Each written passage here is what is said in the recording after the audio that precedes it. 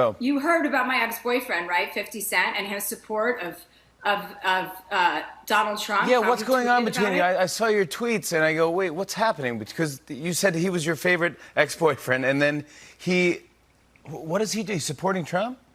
He says he doesn't want to pay 62% of taxes, which, by the way, isn't a plan of Joe Biden's. That's a lie.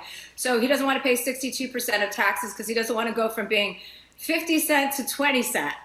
And I had to remind him that he was a black person, so he can't vote for Donald Trump, and that he shouldn't be influencing an entire swath of people who may listen to him because he's worried about his own personal pocketbook. So I haven't heard back from him yet, but I am willing to, seal the deal in more ways than one if he changes his mind and publicly denounces Donald Trump. I might be willing to go for another spin, if you know what I'm talking about. Hello, everyone. Welcome to Along the Watchtower. I'm Lloyd, and this will be the segments. I'll try to dedicate to pop culture, current events, things like that.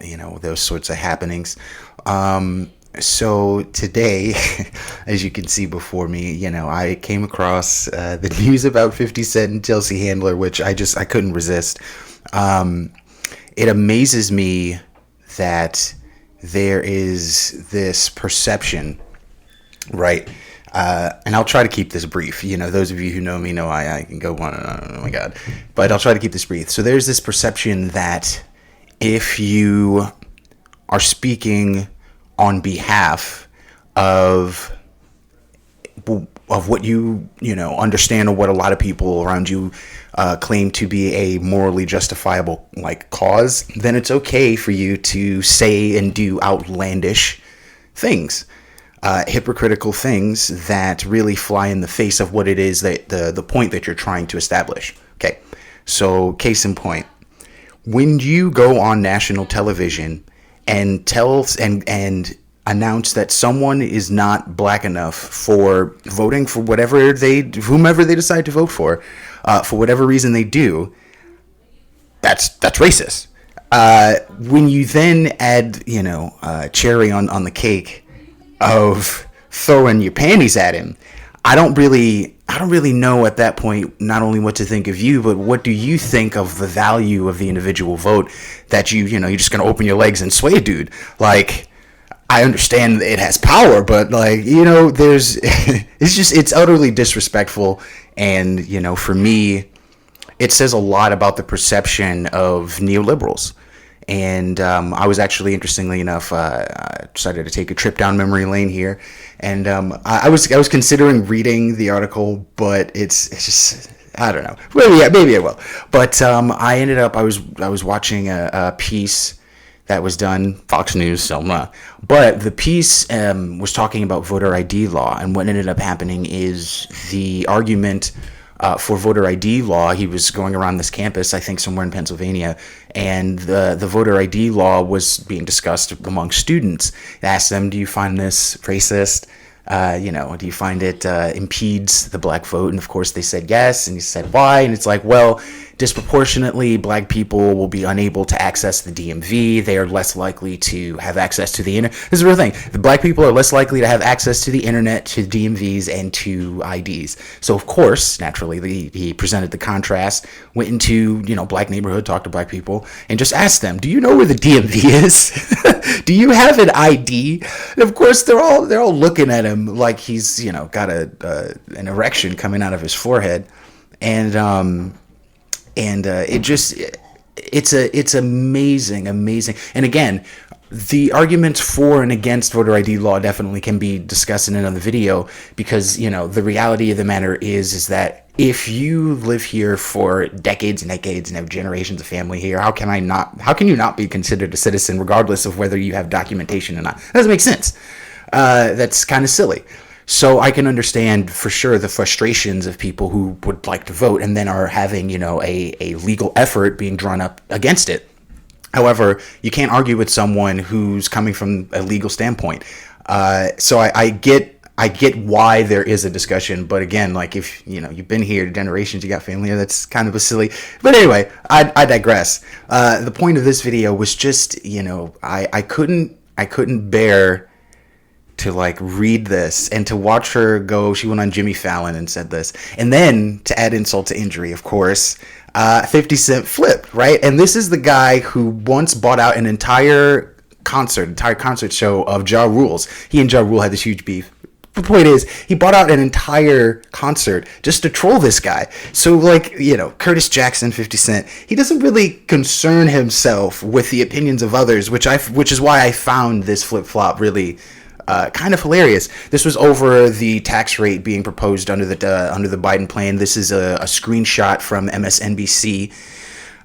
He would be hiking the tax rate to 62%, and 50 Cent obviously doesn't like that. Chelsea Handler makes a joke about him not wanting to go to 20 cent. Whatever. Ha ha he he.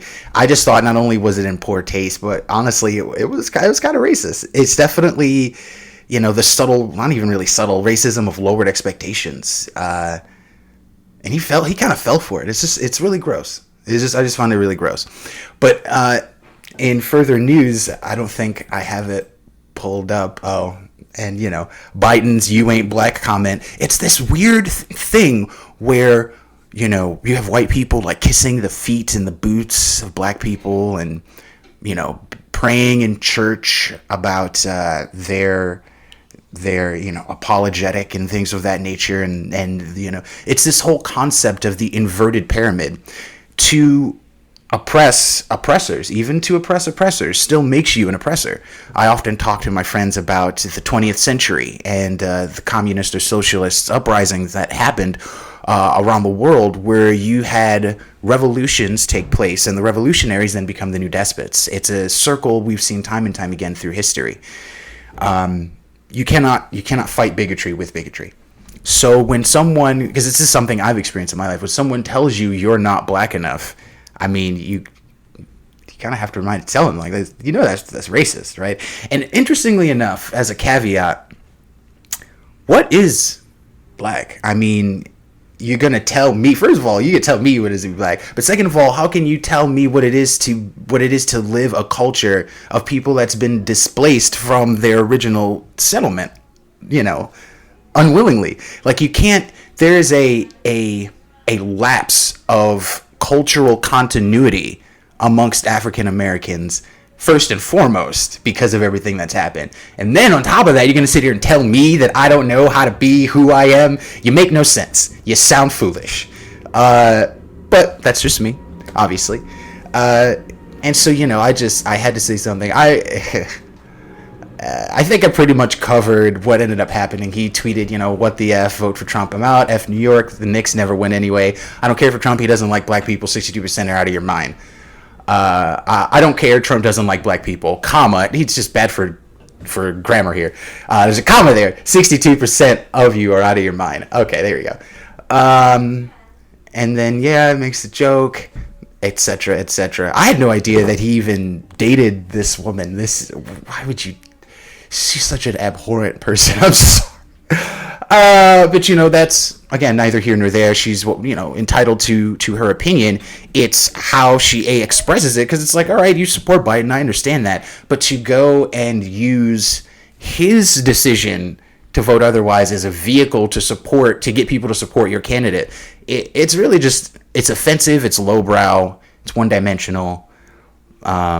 But I've never really been a fan of her. I mean, let me stop. I kind of liked, because I kind of like the edgy sort of, you know, the lewdness of it, sort of Lisa Lampanelli style. But anyway,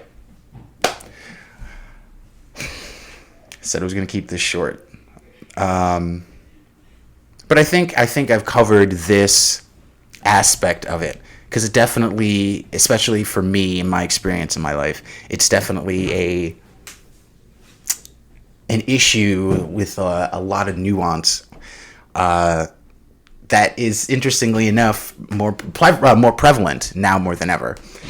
So yeah, I mean, don't go around telling people how to be black and they're not black if they do this. You don't do that to anyone. Oh, you're not a woman if you're not fully gay. Like, people really have just lost their grip on common decency. Like I said at the top of the segment, like, not everything is justified in your moral crusade. I'm sorry. Do not become the monster you're trying to slay. On that note, I wish you well, and all the best. If you have a problem figuring out whether you're for me or Trump, then you ain't black.